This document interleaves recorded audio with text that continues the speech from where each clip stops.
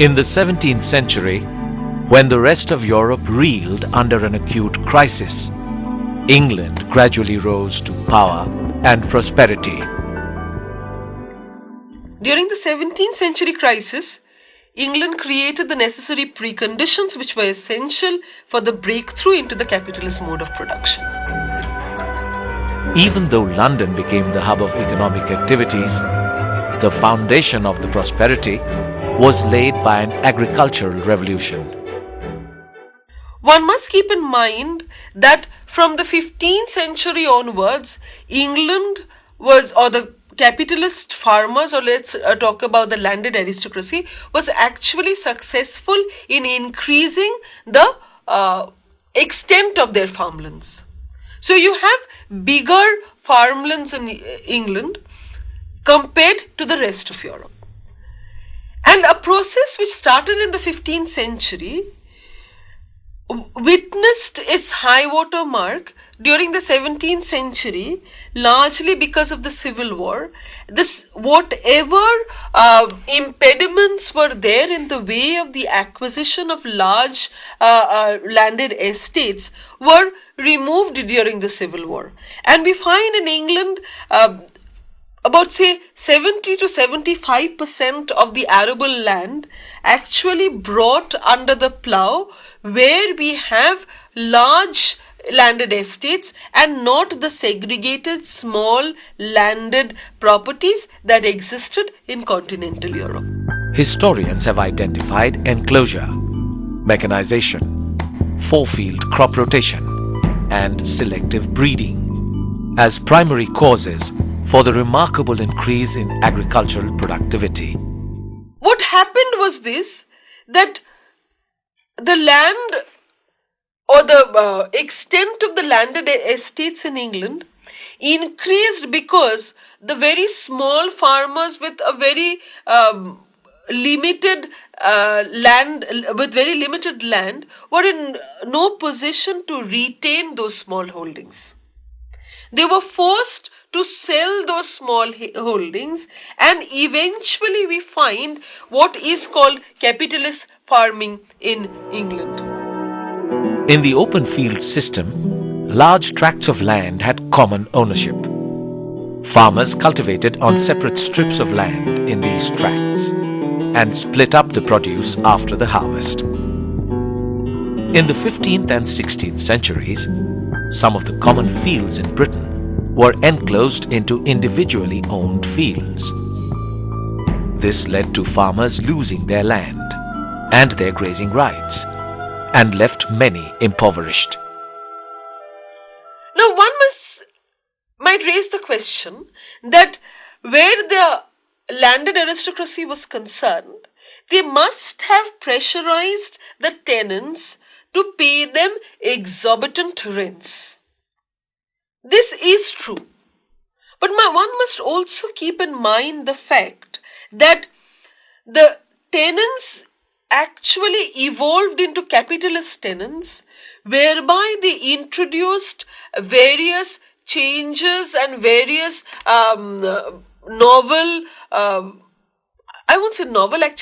whereby they initiated the process of scientific cultivation in their farmlands, thereby increasing productivity, so that even though rents were very high, they did not actually suffer, because whatever extra they produced, they could keep for themselves. And thereby, we find that there was a general prosperity, because these tenant farmers, again, could always draw their requirements for labor from the pool of wage laborers that were there in Europe. Even though the practice of enclosure was denounced by the church, the requirements of agricultural mechanization called for large enclosed fields in order to be profitable. Jethro Tull made early advancements in agricultural technology with his seed drill, a mechanical seeder which distributed seeds efficiently across a plot of land. The Rotherham plough and the Scots plough helped the farmer to till the land more efficiently and with less strain.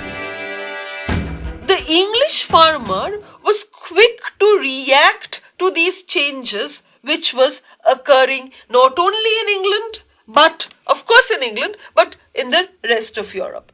Where continental Europe was concerned, where the rest of Europe was concerned, this transition was not so swift. Again, if you look at the enclosures, you will find the rearing of sheep. The rearing of sheep is very significant because sheep not only provided meat, but also provided a very important item, that is wool. One of the reasons as to why England became the predominant or the most important power as far as the textile industry was concerned. And if you look at the agricultural sector also, if you look at the growth of food grains as such, we will see that there was this very significant development in England was this, that along with the growth of food grains, we find the rearing of animals was also very important, and this was done side by side in one farm. And we find that to meet the requirements of the animals that were reared, we find that the English farmer grew these forage crops, fodder for the cattle, food for the sheep. The farmers discovered an effective 4-field rotation system.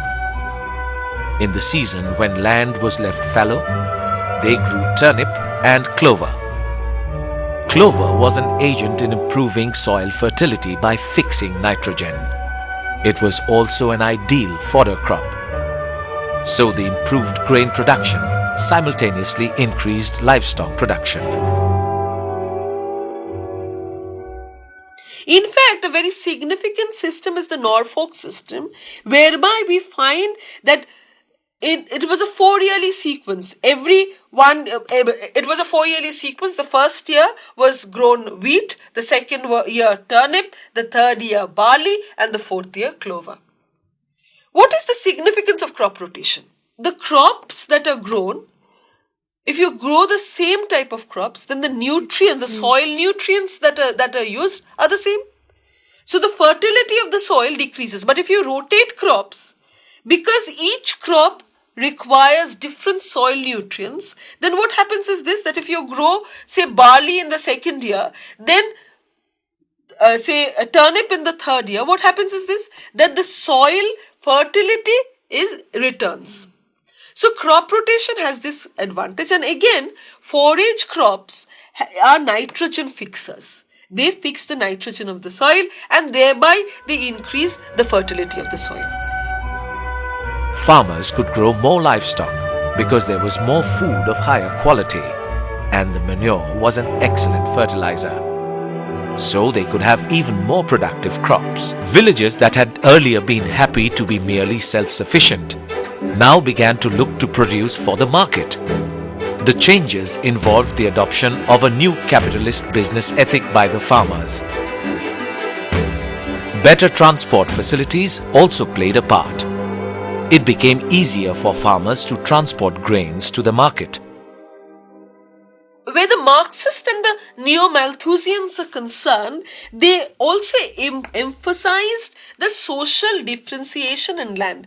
They say that this was also a period where England witnessed a transition in the manorial economies based on lord and serf to peasant agriculture, and over a long term to capitalist farming. So this transition from a manorial economy where you have the lord on the one hand and the serf on the other, next the transition is to what? Peasant agriculture, and the peasant agriculture is actually the interim period. Ultimately, you have capitalist farming. This is the argument of the Marxists and the Neo-Malthusians, who say that these were the reasons as to why the agricultural development in England witnessed that kind of progress which was not replicated anywhere else in Europe. In Britain, in 1750, the population reached 5.7 million. So there was enough demand for this increased agricultural production. The increase in population also led to more demand for goods such as clothing. Along with agrarian capitalism, another thing also comes, that is the impoverishment of the rural areas. If you're talking about agrarian capitalism, it means that land is actually getting, or a sizable amount of, in fact, most of the land in England was getting concentrated in the hands of a few people. What about the rest? The rest became landless. How would England sustain these people who became landless? These were the people who would be used as wage laborers. Now, what is important regarding the agricultural scenario in England at this time is that it resulted in the proletarianization of a broad strata of the populations. Why? Now we find the enclosures are a very complex kind of a agricultural setup, and it was not possible for anyone to get these enclosures. For example, when the monastic lands were sold off, it was not a small farmer who bought the monastic lands. It was only the mercantilist capitalist who resided in the urban areas, or the rich capitalist farmer who was in a position to buy these lands. So what happened to the rest of the people? The rest of the people were increasingly marginalized, and in due course of time they became landless. If you assess the situation, then it would appear that England was actually going towards that situation whereby you have only a class of very rich people and the others are all paupers. The landless, impoverished laborers found jobs in the cottage industry.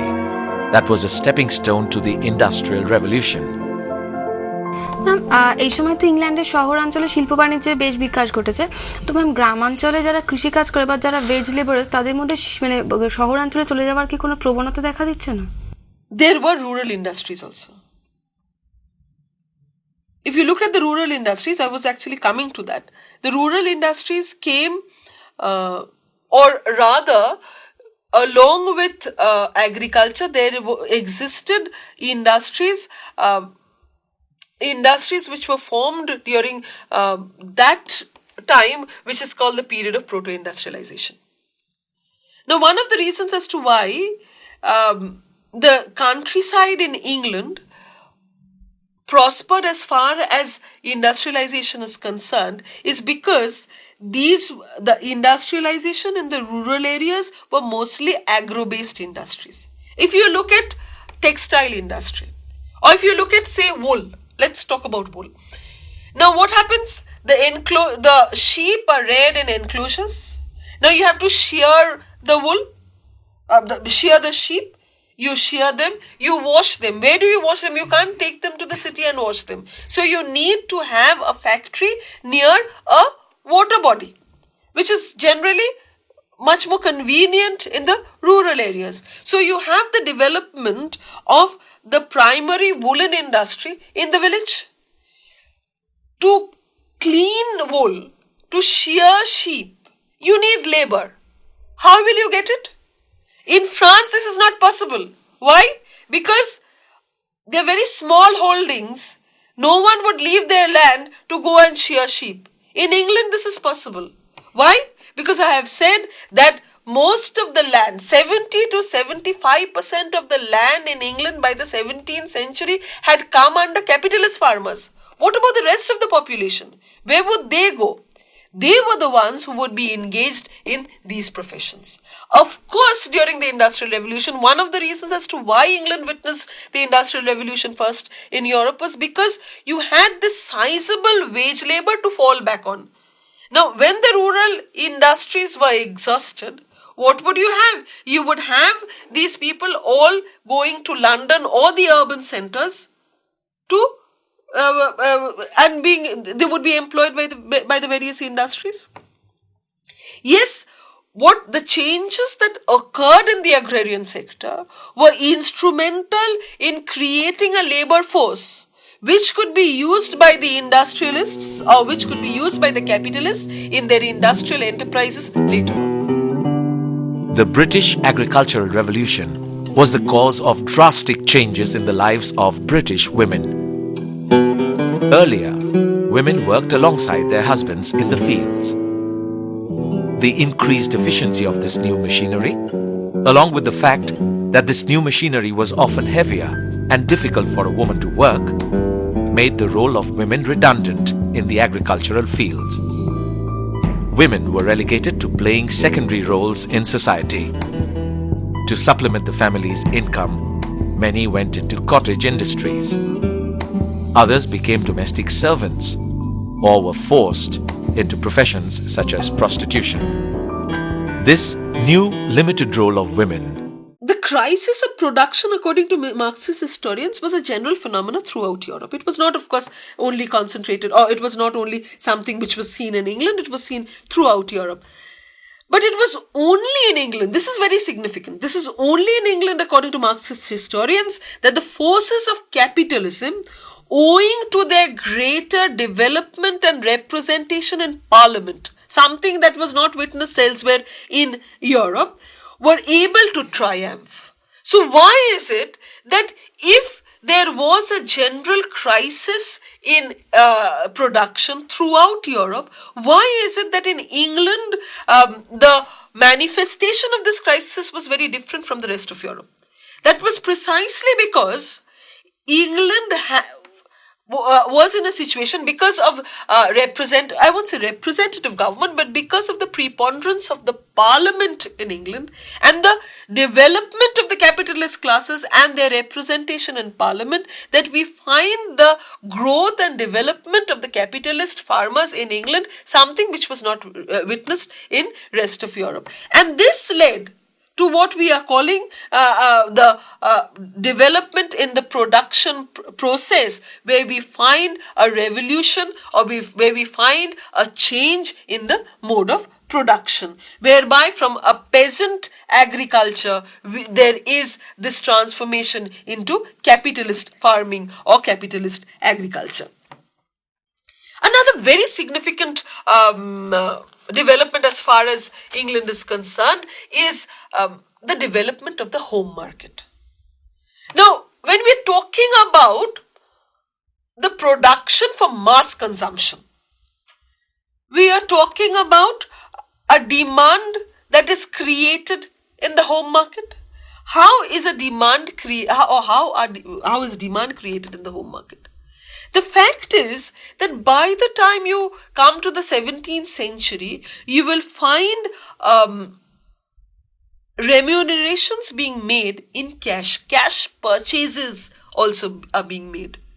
So now, what do you see? That there is the availability of money in the economy, cash in the economy, which in its turn again helps first trade and commerce, and then the process of industrialization, because this is the time where we find the evolution of the financial instruments, which is so very important first in England's overseas commercial ventures and later on in the process of industrialization in England. But what is important to remember is that England progressed far ahead of its European counterparts precisely because there was demand in the domestic market. It was not, the production was not based on demand or the production was not based on external factors only. Yes, it is true that England acquired colonies. The colonies were very good captive markets where they could sell their products, but this was an added benefit as far as England was concerned. In fact, it was not only England who possessed colonies, there were other European powers who possessed colonies too. But where England differed from its European counterparts was here that there is a transition in the production process whereby we see products being produced for mass consumption. Previously, what did we see? We saw that when products were imported, what kind of products were imported? the products that were imported were actually meant for luxury consumption. Now, the products which are being produced in England is for mass consumption. So there is, and this gives a stimuli. If you just produce for one small class of people, then the process of industrialization does not or cannot sustain itself or cannot progress beyond a certain limit. But if you produce for the masses, then the demand is such that it keeps increasing and your industrial development also keeps increasing with this. This is so very different in England. This experience is so very different in England when compared to the rest of Europe. Ma'am, এই চাহিদাটা যে সৃষ্টি হচ্ছে সেটা কি শুধুমাত্র ইংল্যান্ডের নিজস্ব বাজার আর কলোনি মানে ইংল্যান্ডের কলোনিগুলোর ভেতর নাকি ইউরোপের বিভিন্ন দেশের মধ্যেও ইংল্যান্ডের পণ্যের প্রতি একটা চাহিদা সৃষ্টি হচ্ছে? The demand is, the first demand in England, where England differed from its European counterparts, is that it had a domestic demand. A sizable domestic demand, a domestic demand which triggered of mass production. Secondly, where English woolen products were concerned, later on even grain, corn for example was concerned, it had a ready market in Europe. Thirdly, where we find the colonies, it's a different experience altogether because we've been just talking about the plantation economy.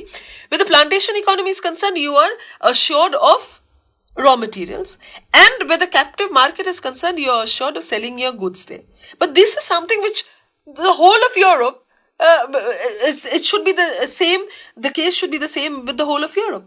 But where I am trying to stress the point is, where England differed from the rest of Europe was here, that there was a sizable domestic demand for its goods. তার কারণ কি এটা যে ইংল্যান্ডের মানুষের নিজস্ব জীবন ধারণের মানটা অনেকটা উন্নত ছিল অন্যান্য দেশের তুলনায়?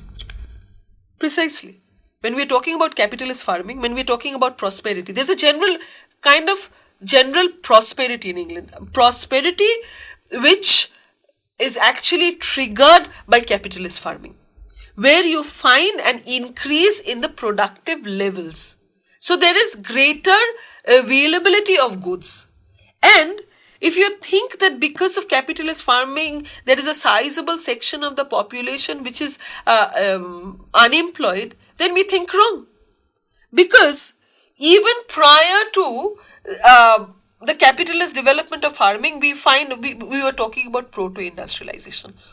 Why is it? One of the factors as to why you have proto-industrialization is because there is unemployment or underemployment in the rural sectors. So people actually foray into a different avenue altogether, whereby they think that they will produce certain items for which there is a demand in the village. With the case of England is concerned, because of capitalist farming, it is true that a sizable section, what we were talking about, the proletarization of the population, it is true. But this population were not unemployed.